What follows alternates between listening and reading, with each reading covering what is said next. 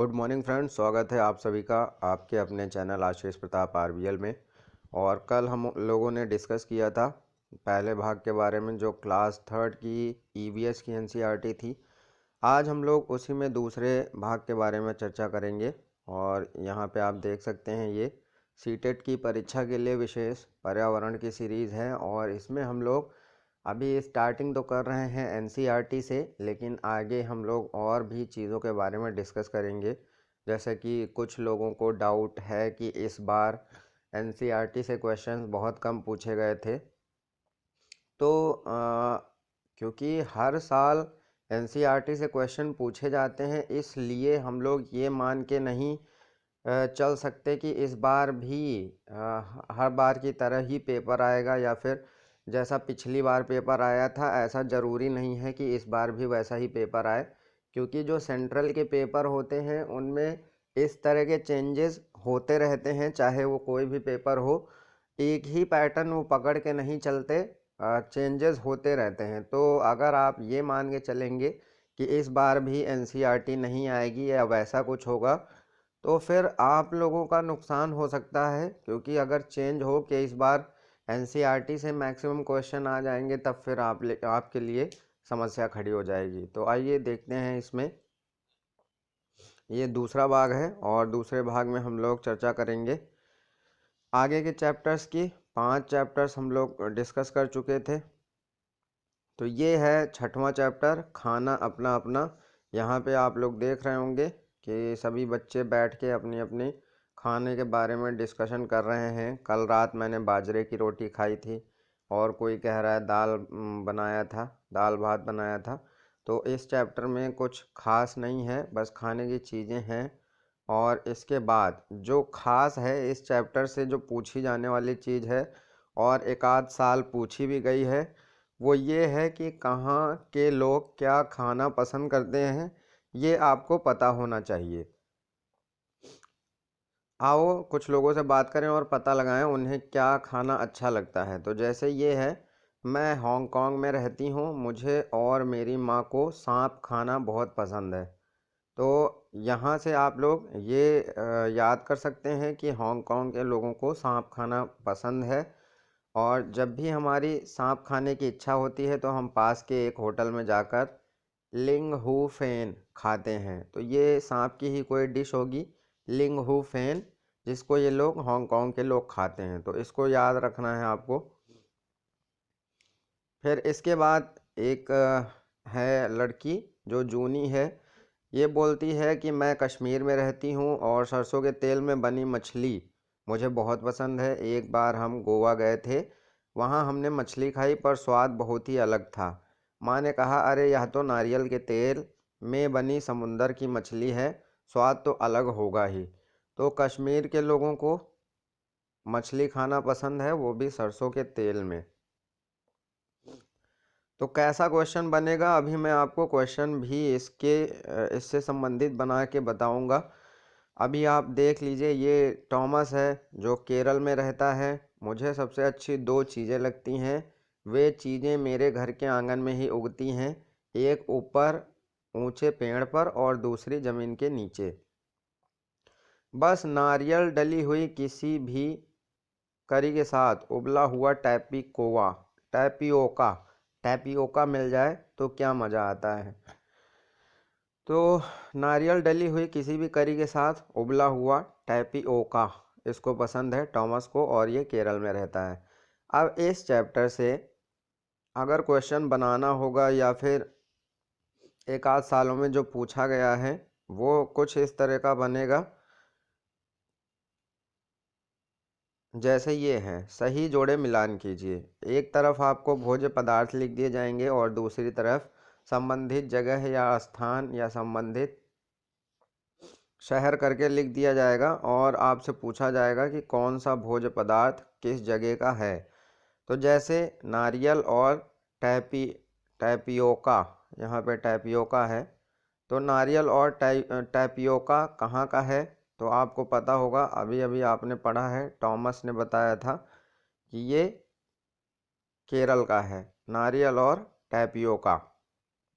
लिंग हू फेन जो सांप की एक डिश थी, तो सांप की डिश हांगकांग की है। डोसा और इडली कहाँ फेमस है? तो ये हैदराबाद या दक्षिण भारत के बहुत से शहरों में इडली और डोसा काफ़ी फेमस रहता है। सरसों के तेल में बनी मछली, तो ये कश्मीर में फेमस है। ठीक है, तो इस तरह से मिलान करने के लिए आपको क्वेश्चन दिया जा सकता है। अगला चैप्टर है 7वां चैप्टर, बिन बोले बात। इसमें एक बच्चों को खेल खिलाया जाता है जिसमें उन्हें कोई स्टोरी बनानी है और स्टोरी में उनको कुछ बोलना नहीं है, बस अपने हाव भाव से, अपने इशारों से उस स्टोरी को व्यक्त करना है लोगों के सामने। तो इसमें भी उतनी खास कोई पूछी जाने वाली चीज़ नहीं है। इसके बाद अगला चैप्टर आता है, पंख फैलाएं उड़ते जाएं। तो ये बहुत सारे पक्षियों के बारे में दी गई चीज़ें हैं, जिनमें पहले आप देख सकते हैं मोर के बारे में लिखा हुआ है, सुंदर पंखों पर नाज है, सुंदर नाच दिखाता हूँ, राष्ट्रीय पक्षी कहलाता हूँ। तो एक तरीके से ये पहेली भी है और दूसरे तरीके से थोड़ा सा कविता के माध्यम से बताया गया है। जैसे दूसरा है, आकाश में सीधे आती हूँ, झपट चूहा ले जाती हूँ, पूँछ है मेरी खांचे वाली, और चिड़िया मैं हूँ बड़ी निराली। इस तरह से आप भर सकते हैं। तो हर पक्षी की एक विशेषता यहाँ पे बताई गई है इस चैप्टर में, कि कौन सा पक्षी क्या करता है और किस लिए, उसकी विशेषता क्या है, किस लिए वो फेमस होता है। और इसके बाद यहाँ पे आप लोगों को मैच द फॉलोइंग इस तरह से करके, ये तो बुक में दिया गया है मिलान करने के लिए कि कौन सा पक्षी क्या खाता है, और हो सकता है आपको अगर क्वेश्चन इसमें से बनाया जाए तो इसी तरह से मिलान करने के लिए बनाया जाएगा। तो आपको पता है जो तोता होगा वो मिर्च खाएगा, और जो कबूतर होगा वो दाने खाना पसंद करेगा। और अभी आपने पढ़ा कि जो बाज होता है वो चूहों को उठा ले जाता है, और जो गिद्ध होता है वो मरे जानवरों को खाता है। तो ये मरी हुई चिड़िया को खा सकता है। और ये कठफोड़वा जो है वो लकड़ियों को और पेड़ों को काट कर या खोद कर उसमें के जो कीड़े होते हैं उन कीड़ों को ये खाता है। तो ये मैच द फॉलोइंग करके इस तरह से क्वेश्चन आपसे पूछा जा सकता है। वहाँ पे हो सकता है इनको चित्र के माध्यम से ना बनाया जाए, बल्कि जो आपने अभी देखा, जिस चिड़िया की जो विशेषता है, इनको आपको पढ़ना पड़ेगा और इनको आपको दिमाग में रखना पड़ेगा कि किस चिड़िया के बारे में क्या बताया गया है। जैसे ये है, उसमें छिपे कीड़े मैं खाऊं, टुक टुक करता जाता हूँ, कठफोड़वा कहलाता हूँ। तो ये थोड़ी सी विशेषताएं हैं, और एक दो बार पढ़ लीजिएगा, आपको पता चल जाएगा कि किस पक्षी की विशेषता क्या है। इसके बाद यहाँ पे इस चैप्टर में एक दो पॉइंट हैं जो इम्पोर्टेंट लगे मुझे, तो इनको भी आप ध्यान दीजिएगा।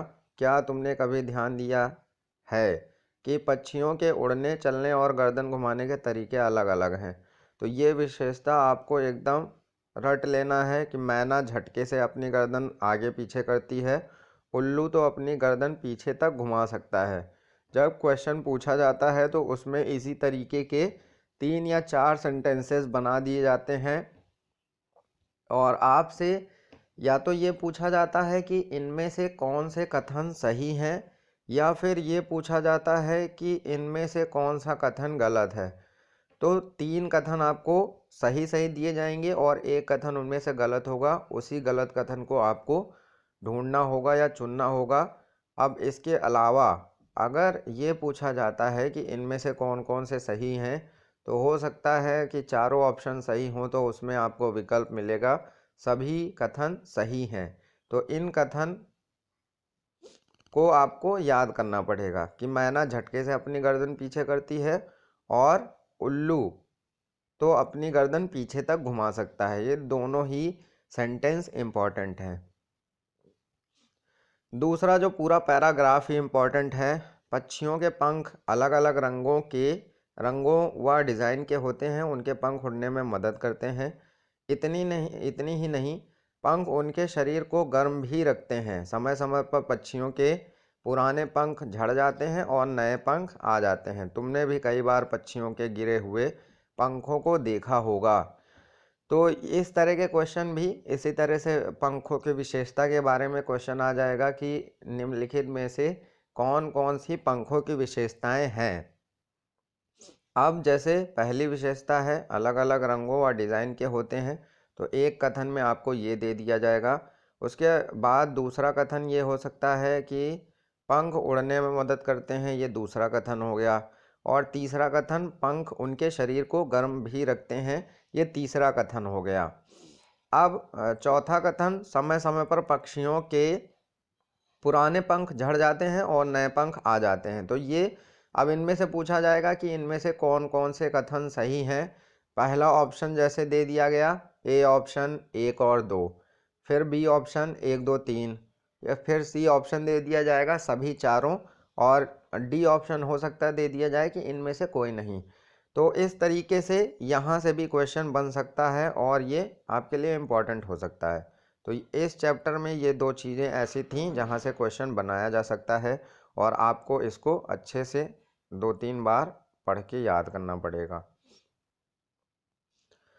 इसके बाद 9वां चैप्टर है बादल आए बारिश लाए। तो इसमें आप देख रहे हैं एक छोटा सा हाथी है और इसको केले बहुत पसंद है। वह रोज़ केले के पेड़ों से केले तोड़कर खाता है।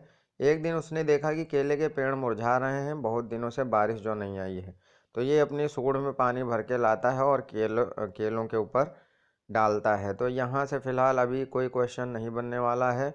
हाँ, इस चैप्टर के लास्ट में जो क्वेश्चन दिए गए हैं उनमें से क्वेश्चन बन सकता है। और क्वेश्चन कहाँ से बन सकता है? केवल यहाँ से। जैसे ये आपकी एक्सरसाइज में क्वेश्चंस दिए गए हैं, बादल क्या क्या करते हैं, बारिश आने पर तुम्हें कैसा लगता है, बारिश आने पर बादलों के अलावा और क्या क्या दिखाई देता है, बारिश होने पर क्या क्या होता है।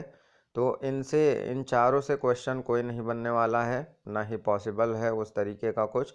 लेकिन ये क्वेश्चन बन सकता है और 100% बन सकता है कि क्या तुमने कभी इंद्रधनुष देखा है, इंद्रधनुष कब दिखाई देता है।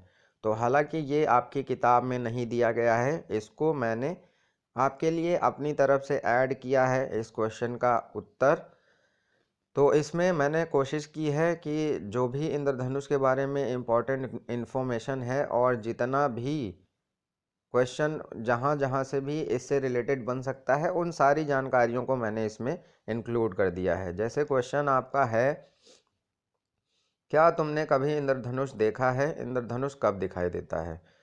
तो आकाश में शाम के समय पूरब दिशा में तथा प्रातःकाल पश्चिम दिशा में, शाम के समय पूरब दिशा में और प्रातःकाल पश्चिम दिशा में, वर्षा के पश्चात लाल नारंगी पीला हरा आसमानी नीला बैंगनी वर्णों से मिलकर बना विशालकाय वृत्ताकार वक्र इंद्रधनुष कहलाता है। तो इसको वक्र कहते हैं। इसमें बहुत सारे रंग होते हैं। शाम के समय पूरब दिशा में और सुबह के समय पश्चिम दिशा में वर्षा के पश्चात दिखाई देता है।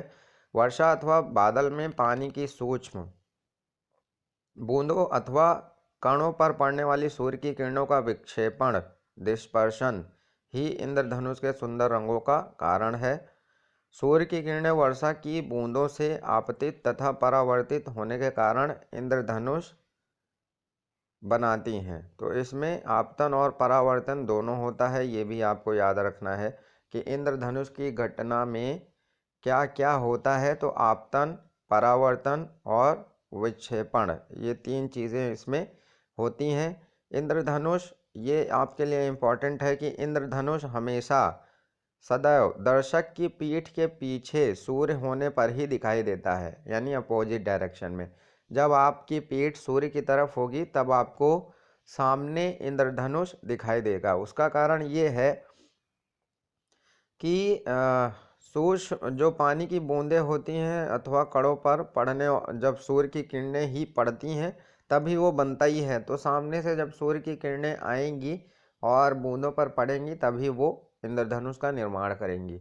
तो इस वजह से हमेशा देखने वाले की पीठ के पीछे जब सूर्य रहता है तभी आपको इंद्रधनुष दिखाई देता है। फिर नेक्स्ट चैप्टर है 10वां, पकाएं और खाएं। तो इस चैप्टर में भी कोई उस तरह का खास क्वेश्चन नहीं है, ये कुछ खाना बनाने के कह सकते हैं उपकरण है। यहाँ पे आप देख रहे होंगे चूल्हा है और ये अंगीठी है, ये गैस है और यहाँ पे स्टोव है, हीटर है। तो ये सब चीज़ें हैं खाना बनाने के लिए प्रयुक्त होती हैं। आपको जो याद रखना है वो ये याद रखना है। ये भी किसी वर्ष में पूछा गया है, पकाने का तरीका, ये पकाने का तरीका इनमें से कौन सा नहीं है। तो अब इसमें 4 पकाने के तरीके आपको दिए गए हैं। भून कर पकाया जाता है, उबाल कर पकाया जाता है, तल कर पकाया जाता है और सेंक कर पकाया जाता है। तो ये पकाने के 4 तरीके हैं। इनमें से जो क्वेश्चन पूछा गया था वो इस तरीके से पूछा गया था कि निम्नलिखित में से कौन सा पकाने का तरीका नहीं है। तो इनमें से 3 ऑप्शन थे और एक ऑप्शन अलग से दे दिया गया था जो कि पकाने का तरीका नहीं था। तो इन 4 तरीकों को आपको याद करना है कि ये 4 तरीके पकाने के तरीके हैं। बनाएं और खाएं। तो इसमें स्प्राउट्स बनाने के बारे में बताया गया है कि साबुत मूंग को पानी में रात भर भिगो दो, सुबह उन्हें गीले कपड़े में लपेटो और ढककर किसी बर्तन में रखो। 1-2 दिन बाद उन्हें खोलकर देखो क्या उनमें कुछ अंतर दिखता है। तो इनको अगर 1-2 दिन बाद निकालेंगे आप तो उनमें अंकुरण हो जाएगा और अंकुरित जो मूंग होगी वो खाने में थोड़ा सा स्वास्थ्य के लिए लाभदायक होती है। तो इनमें कुछ कटा हुआ प्याज, टमाटर, नमक और नींबू का रस भी मिलाया जाता है और तब इसको इस तरीके से खाया जाता है। लोग अमूमन इसको सुबह मॉर्निंग टाइम में खाना प्रेफर करते हैं। तो ये थे आपके 10 पाठों का सारांश, अभी तक का दूसरा पाठ। फिर मिलते हैं अगले भाग में। Thanks for watching.